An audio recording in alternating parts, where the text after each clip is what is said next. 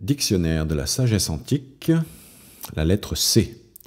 C comme calomnie, caractère, certain, incertain, chagrin, chercher, circonstance, clémence, colère, commander, confiance, confort, connaissance, connaître, conscience, conseil, consolation, courage, crainte, crime, critique, croyance, superstition, cruauté, culture. C'est comme calomnie. Ne sois ni le compagnon des méchants, ni le calomniateur des gens de bien. Hésiode, les Travaux et les Jours. Au nom des dieux ne te permet plus la calomnie, c'est le plus odieux des vices. C'est une injustice de deux personnes contre une troisième.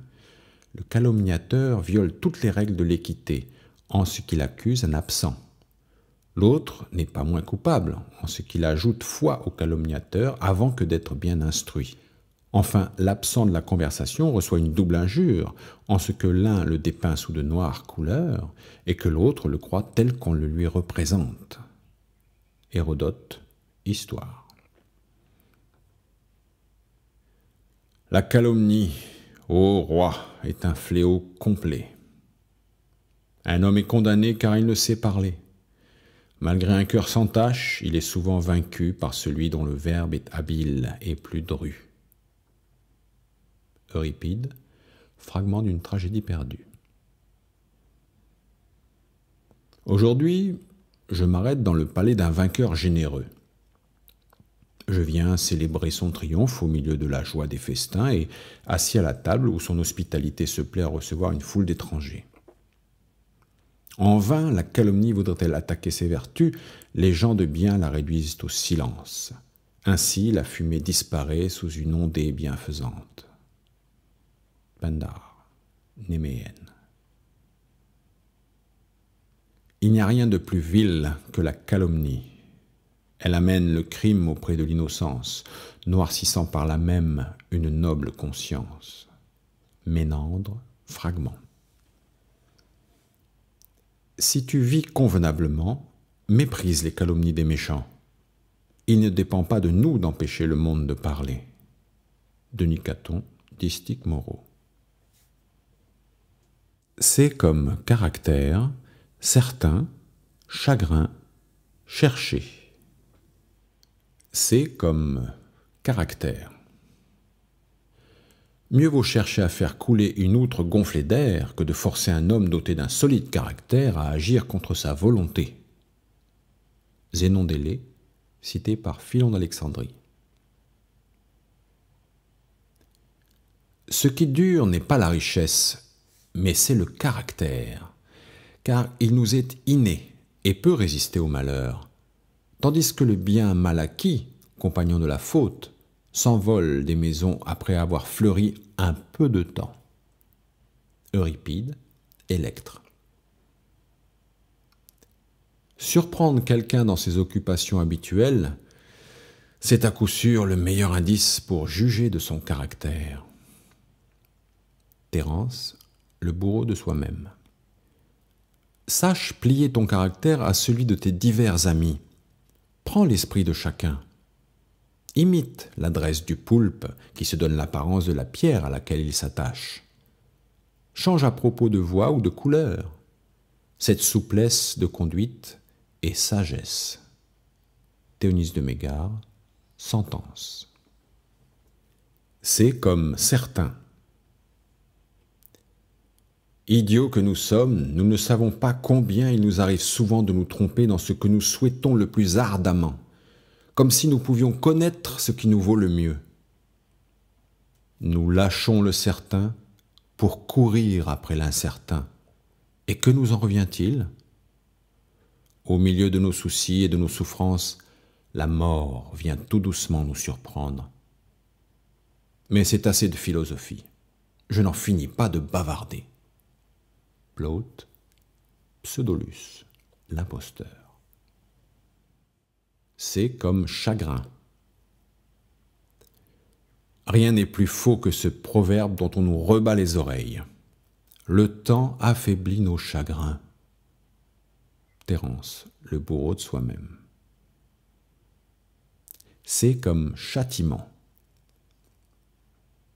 Qui frappe est frappé. Qui tue expie.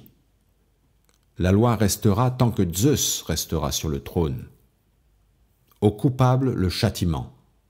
C'est dans l'ordre divin. Échille, Agamemnon. Qu'au langage de haine, un langage de haine réplique. La justice le crie, elle exige le dû. Qu'un coup mortel d'un coup mortel soit puni, au coupable de pâtir, clame un adage 3 fois vieux. Échille. C'est comme chercher. Si tu veux des poires, va en chercher sur le poirier et non sur l'orme. Garde-toi de chercher ce que tu pourrais regretter d'avoir trouvé. Publius Cyrus, Sentence. C'est comme circonstance. Platon compare la vie humaine au jeu des dés, où il faut et que le point soit favorable et que le joueur place bien les coups qu'il amène. La fortune du dé ne dépend pas de nous, mais d'user convenablement de ce que le sort nous envoie, de disposer de chaque circonstance de la manière la plus utile, si elle est favorable, ou la moins nuisible, si elle est contraire à nos vues. Voilà ce qui est en notre pouvoir, si nous sommes sages. Les hommes qui n'ont ni jugement, ni conduite, semblables à des malades pour qui le froid et le chaud sont également insupportables, ne savent ni se modérer dans la prospérité, ni se soutenir dans les disgrâces.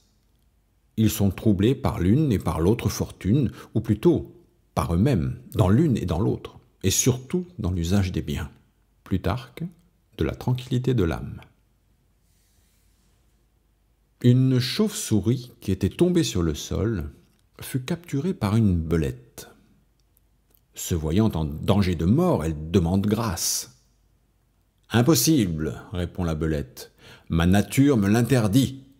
Les lois de mon espèce m'imposent de faire la guerre à tous les oiseaux. » Sur quoi la chauve-souris réplique qu'elle n'est pas un oiseau, mais une souris, ce qui lui vaut d'être relâchée.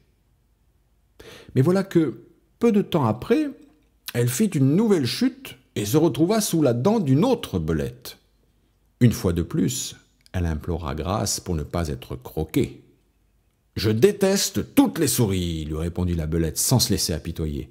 Aussitôt, sa captive lui expliqua « Je ne suis pas une souris, mais un oiseau de nuit, une chauve-souris. » Et elle s'en tira une nouvelle fois.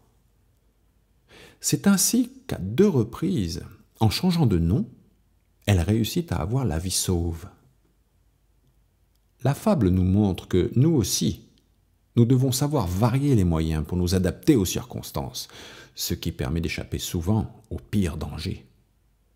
Ésope, fable, la chauve-souris et les 2 belettes. Les circonstances de la vie sont souvent pénibles et contrarient nos projets.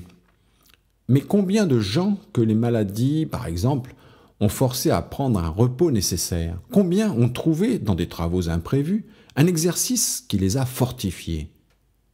Quelques-uns, tels que Diogène et Cratès, n'ont-ils pas eu dans l'exil et dans la perte de leurs biens une occasion d'embrasser l'étude de la philosophie? Zénon apprit que le seul vaisseau qui lui restait avait fait naufrage. « Eh bien, fortune, s'écria-t-il, tu me renvoies au manteau de philosophe. » Plutarque, sur l'utilité qu'on peut retirer de ses ennemis. Quand tu es bouleversé par les circonstances, rentre vite en toi-même et ne perds pas la mesure plus longtemps qu'il n'est nécessaire. En effet, tu maîtriseras d'autant mieux l'harmonie que tu y reviendras fréquemment. Marc Aurèle, Pensée pour moi-même. C'est comme clémence. Maintenant donc que la victoire te rend l'arbitre de la guerre et de la paix, si tu veux, en bon citoyen, que l'une finisse et que l'autre soit juste et durable, examine d'abord ce qui est le plus convenable par rapport à toi-même, puisque c'est à toi qu'il appartient de concilier tous ces intérêts. Pour moi, Je pense que toute domination cruelle est plus fâcheuse que durable. Que nul ne peut être à craindre pour beaucoup, que beaucoup ne soient à craindre pour lui. Qu'une pareille vie est pleine de chance, car l'ennemi vous attaque de front, par derrière et sur les flancs, et l'on doit vivre sans cesse dans le péril et dans la crainte. Au contraire, ceux dont la bonté et la clémence ont tempéré le pouvoir ne voient autour d'eux qu'objets agréables et riants, et ils trouvent plus de faveur chez leurs ennemis que les autres chez leurs concitoyens. Salluste, lettre à Jules César. C'est comme colère. Souvent, c'est à nos amis et autres proches que notre colère vaut de nombreux malheurs. Démocrite, cité par Philodème. Les conséquences de la colère sont beaucoup plus graves que ses causes. Marc Aurèle, Pensée pour moi-même. Jamais la colère n'a bien conseillé. Ménandre, fragment. C'est une passion superbe et hautaine que la colère. Elle ne se laisse pas facilement manier par autrui. Semblable à un tyran retranché dans une forteresse bien solide, il faut qu'elle emprunte d'elle-même et que, par conséquent, elle ait naturellement en elle ce qui peut maîtriser sa violence. Plutarque, sur les moyens de réprimer la colère. Celui qui ne saura pas tempérer sa colère voudra un jour qu'il n'ait jamais eu lieu ce qui aura été inspiré par le ressentiment et la passion, quand il cherchait par la violence à assouvir sa haine dans la vengeance. La colère est une courte folie. Maîtrise tes sentiments. S'ils ne t'obéissent pas, ils te gouvernent. Réfrène-les, enchaîne-les. C'est lorsque la bête a encore l'encolure malléable que l'écuyer peut dresser le cheval, qui, ensuite, suivra docile le chemin que lui indiquera son cavalier. Horace, Épître. Quelques sages ont défini la colère comme une courte folie, car, impuissante à se maîtriser, elle oublie toute décence, ignore les liens les plus sacrés. Opiniâtre, acharnée à son but, sourde au conseil et à la raison, elle s'emporte pour de vains motifs, incapable de discerner le juste et le vrai. Elle est semblable enfin à ces ruines qui se brisent sur ce qu'elles écrasent. Pour te convaincre que l'homme ainsi dominé n'a plus sa raison, observe l'attitude de toute sa personne. De même que certains délires ont pour signe certain le visage audacieux et menaçant, le front rembruni, l'air farouche, la démarche précipitée, des mains qui se crispent, le teint qui s'altère, une respiration fréquente et convulsive, tel apparaît l'homme dans la colère. Ses yeux s'enflamment, étincellent. Son visage devient tout de feu, le sang pressé vers son cœur bout avec violence. Ses lèvres tremblent, ses dents se serrent, ses cheveux se dressent et se hérissent. Sa respiration se fait jour avec peine et en sifflant, ses articulations craquent en se tordant, il gémit, il rugit, ses paroles entrecoupées s'embarrassent, à tout instant ses mains se frappent, ses pieds trépignent, tout son corps est agité, tout son être exhale la menace. Hideux et repoussant spectacle de l'homme qui gonfle et décompose son visage. On doute à cette vue si un tel vice est plus odieux que difforme. Les autres passions peuvent se cacher, se nourrir en secret.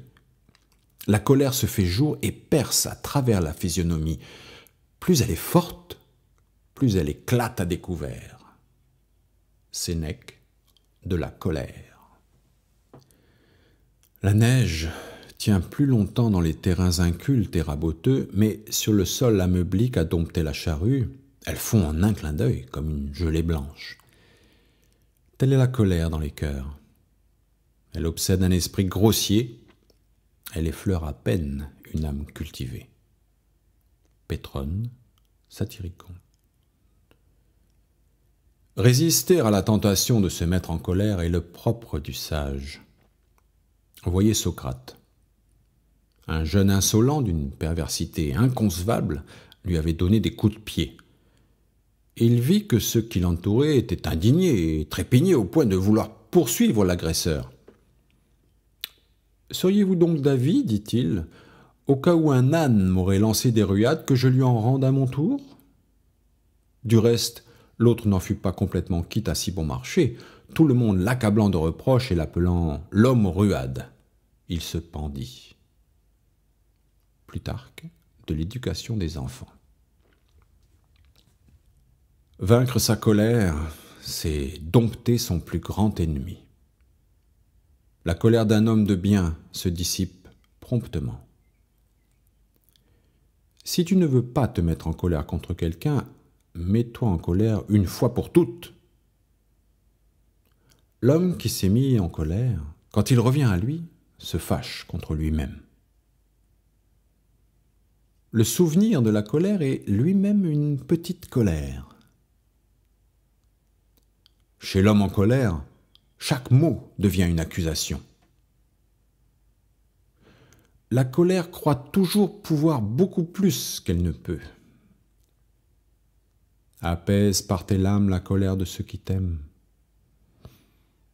Le délai n'est bon dans aucune circonstance si ce n'est dans la colère. Publilius Cyrus, sentence. C'est comme commander. Ceux qui commandent doivent tout rapporter au bonheur de ceux qui sont placés sous leur autorité. Le devoir, non seulement de l'homme qui gouverne des alliés et des citoyens, mais encore de celui qui gouverne des esclaves ou des bêtes, est de chercher l'avantage et le bien de ceux qu'il gouverne. Cicéron, lettre à Quintus. C'est comme confiance. Confiance et défiance sont également la ruine des hommes. Hésiode, les travaux et les jours. Par la confiance, j'ai perdu mon bien. Par la défiance, je l'ai conservé. Des deux côtés, la pensée est pénible. Théonise de Mégare, sentence. La confiance est comme l'âme. Une fois partie, elle ne revient jamais. La confiance est une seconde fortune pour le pauvre. Publilius Cyrus, sentence. Un lion qui était tombé amoureux de la fille d'un paysan la demanda en mariage. Voilà le père bien ennuyé. Il ne peut pas accepter de donner sa fille à une bête si féroce, mais il ne peut pas non plus la lui refuser, par peur des représailles. Il imagine donc une ruse. Comme le prétendant se fait de plus en plus pressant, le paysan lui dit « Ô roi des animaux, je serai très honoré de t'accorder la main de ma fille, mais je ne le ferai que si tu suis mes conditions. Il faut d'abord que tu t'arraches les dents et que tu te rognes les griffes, car elles font trop peur à ma fille. » Le lion accepta facilement cette double condition, parce qu'il était très amoureux de la demoiselle. Mais le paysan n'eut plus que du mépris pour le fauve qui avait perdu sa férocité. Lorsqu'il se présenta pour obtenir sa fille, il le mit à la porte, à coups de bâton. La fable montre qu'il ne faut pas faire confiance aux autres. Une fois qu'on a perdu ce qui nous rend forts, on devient facilement la proie de ceux qui nous craignaient auparavant. Ésope, fable, le lion amoureux. C'est comme confort. Diogène vit un jour une souris qui courait de tous côtés sans chercher le repos, et il se fit la réflexion que cet animal ne s'embarrassait point d'avoir une chambre pour coucher, et qui ne craignait point les ténèbres, ni ne recherchait aucune des choses dont les hommes souhaitent l'usage. Et Diogène découvrit là un remède aux difficultés dans lesquelles il se trouvait. Il fut le premier, selon certains, à plier en deux son manteau parce qu'il était obligé de s'en servir aussi pour dormir. Il portait une besace où il mettait sa nourriture, et il se servait indifféremment du premier endroit qu'il trouvait, soit pour manger, soit pour dormir, ou encore pour y tenir ses discours. Alors qu'il avait demandé à quelqu'un de lui trouver une petite maison, et que la personne tardait à le faire, il élut domicile dans un tonneau qui se trouvait dans le temple de Cybèle, la mère des dieux. L'été, il se vautrait dans le sable brûlant et l'hiver, il embrassait des statues couvertes de neige, s'exerçant par tous ses moyens à l'endurance. Diogène Laërce, Vie et doctrine des philosophes illustres. C'est comme connaissance. On demandait à Antisthène quelle est la plus essentielle des connaissances. Il répondit celle qui empêche d'oublier ce qu'on a appris. Diogène Laërce, Vie et doctrine des philosophes illustres. C'est comme connaître. Ne prétends pas connaître toute chose, tu deviendrais ignorant de toute chose. Démocrite, cité par Stobée.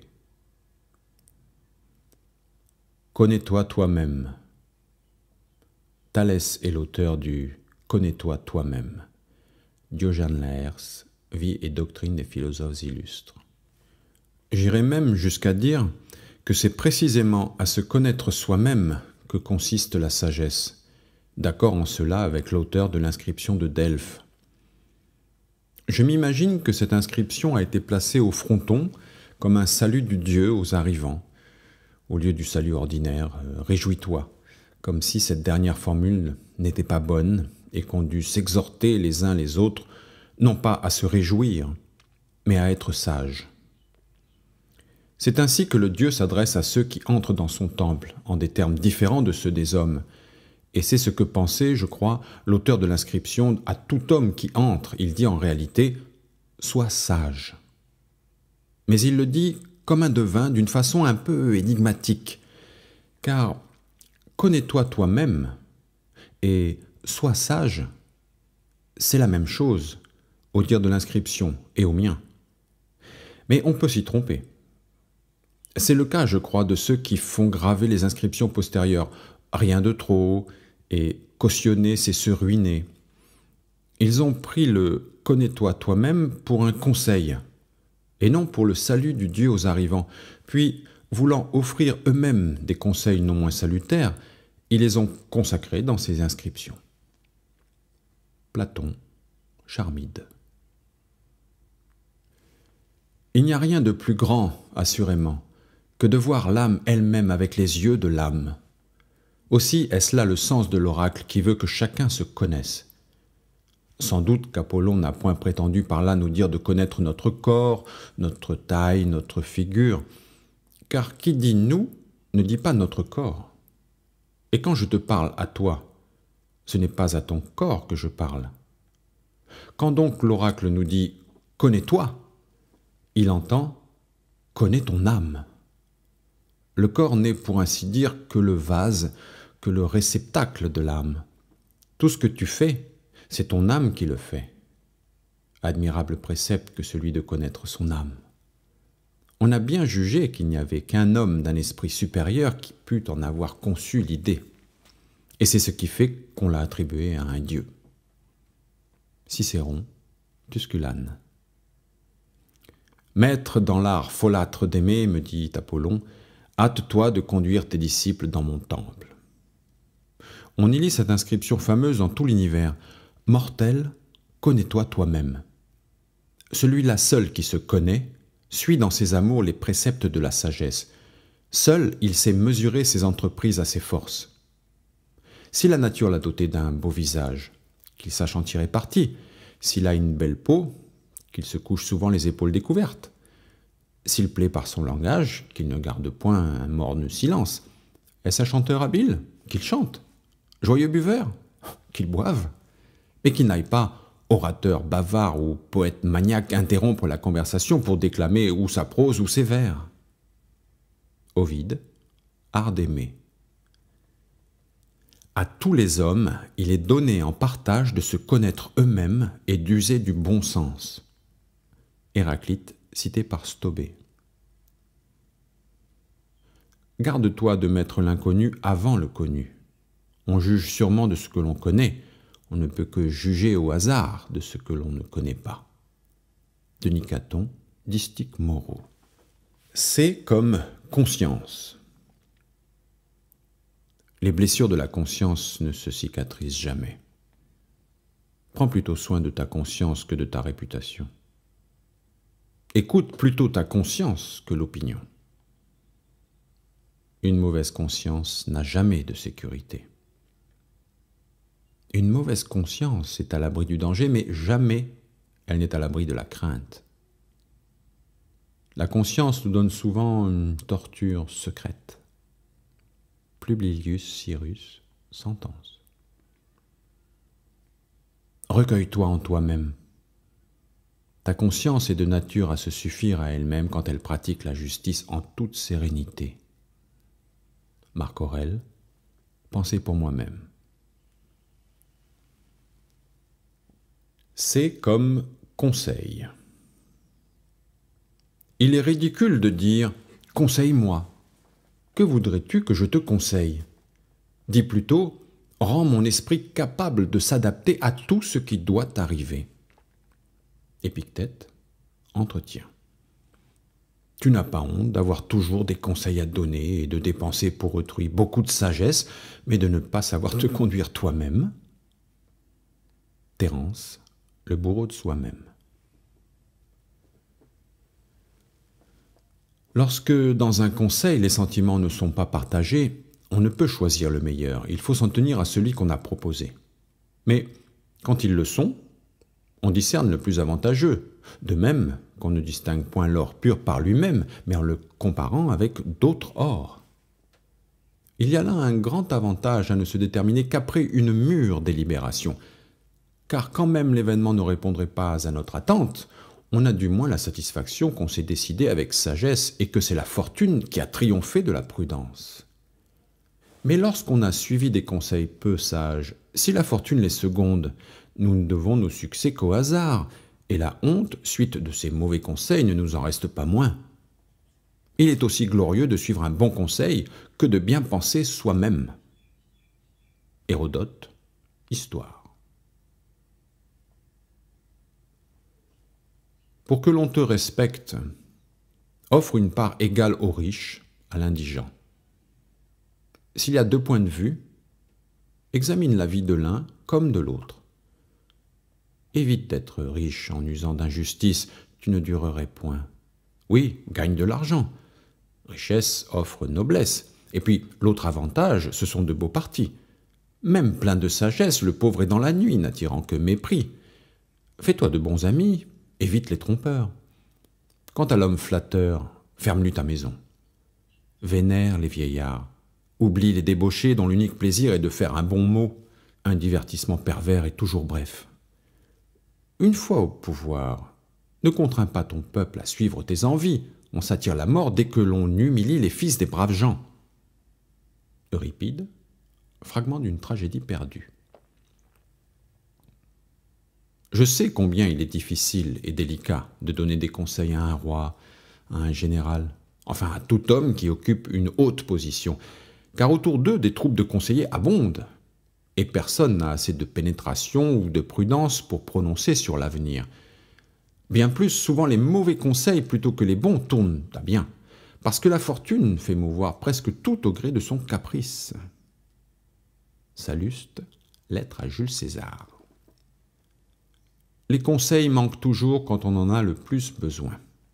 C'est bien tard de chercher des conseils au milieu des dangers.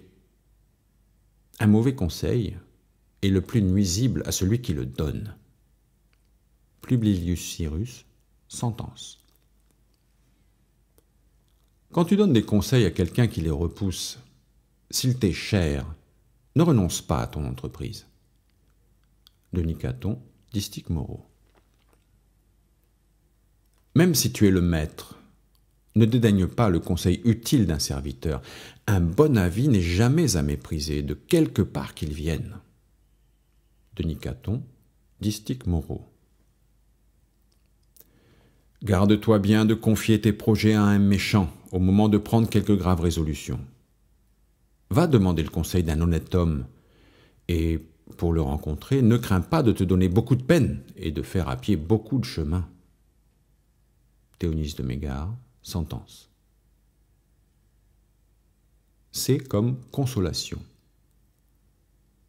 Un chagrin qui en efface un autre tient lieu de consolation.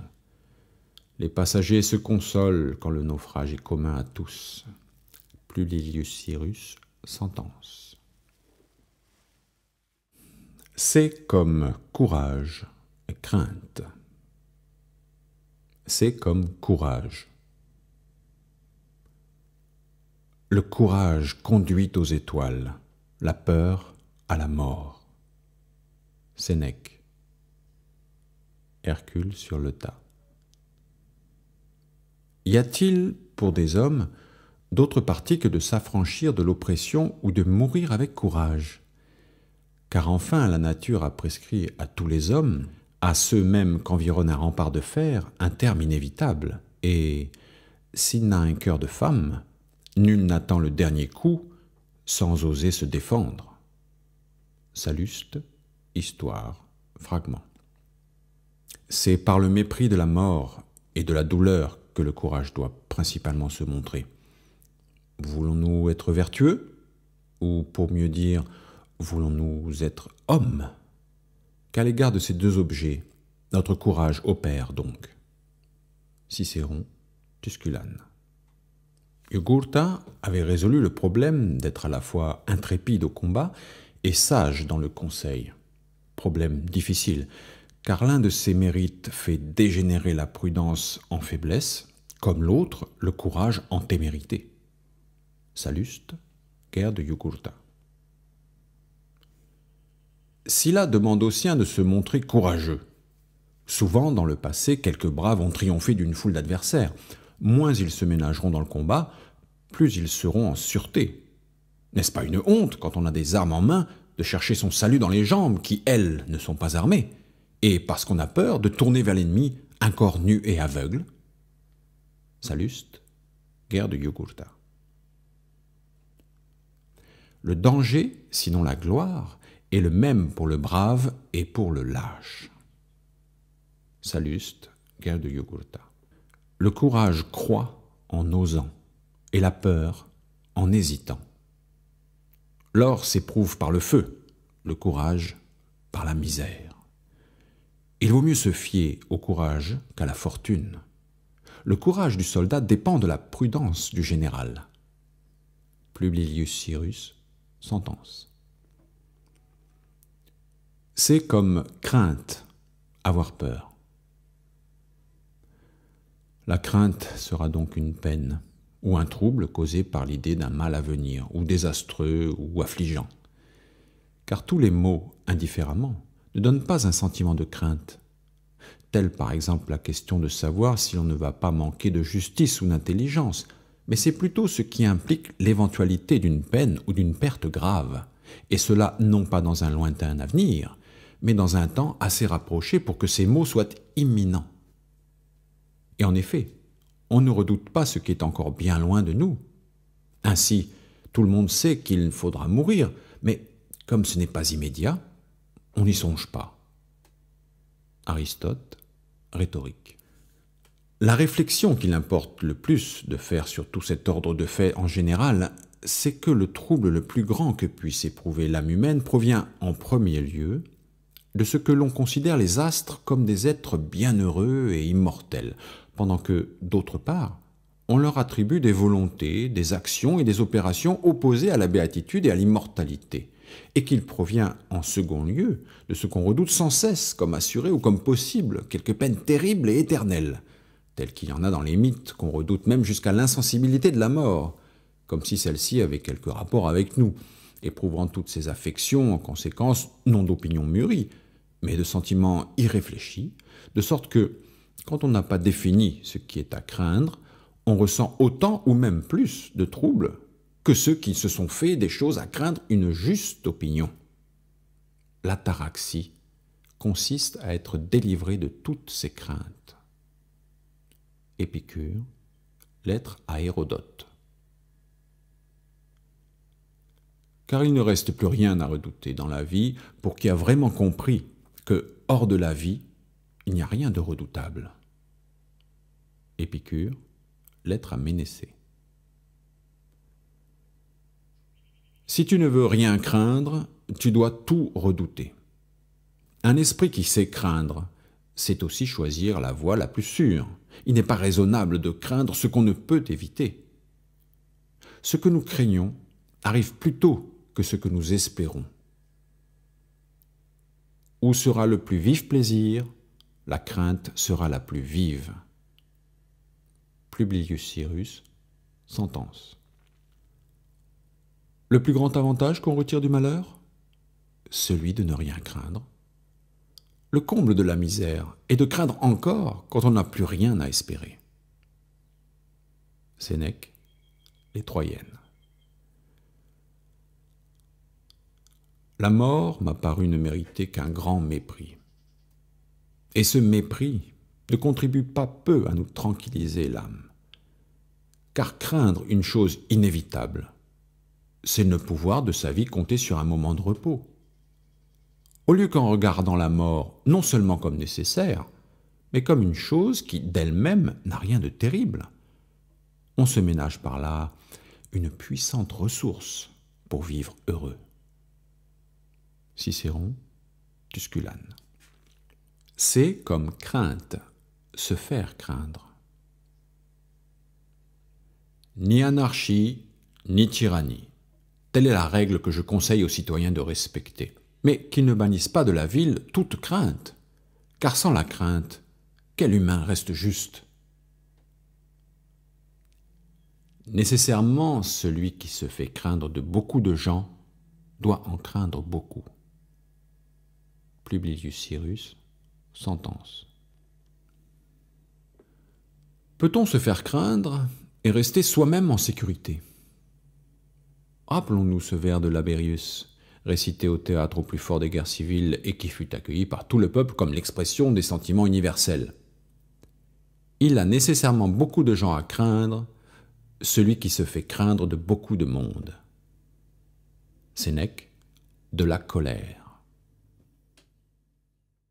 C'est comme crime, critique, croyance, cruauté, culture.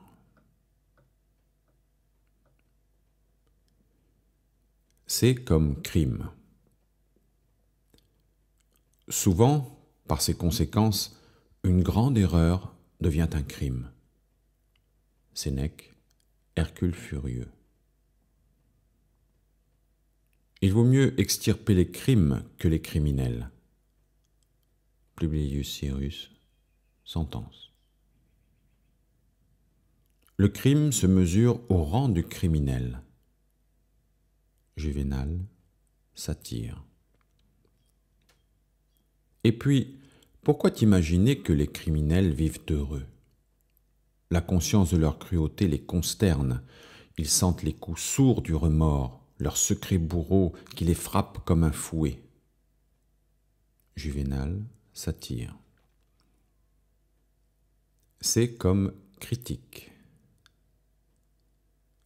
La critique épargne les corbeaux et tourmente les colombes. Juvénal, Satire. C'est une folie de critiquer celui qui est aimé de tous. C'est une grande témérité que de condamner ce qu'on ne connaît pas. Publius Cyrus, sentence. Si tu examines la vie et la conduite des autres hommes, souviens-toi, en les critiquant, que personne n'est exempt de reproches. Denis Caton, Distique Moreau. C'est comme croyance, superstition. Or, pour dissiper les terreurs et la nuit des âmes, c'est trop peu des rayons du soleil ou des traits éblouissants du jour. Il faut la raison et un examen lumineux de la nature. Voici donc le premier axiome qui nous servira de base. Rien ne naît de rien, fût-ce même sous une main divine.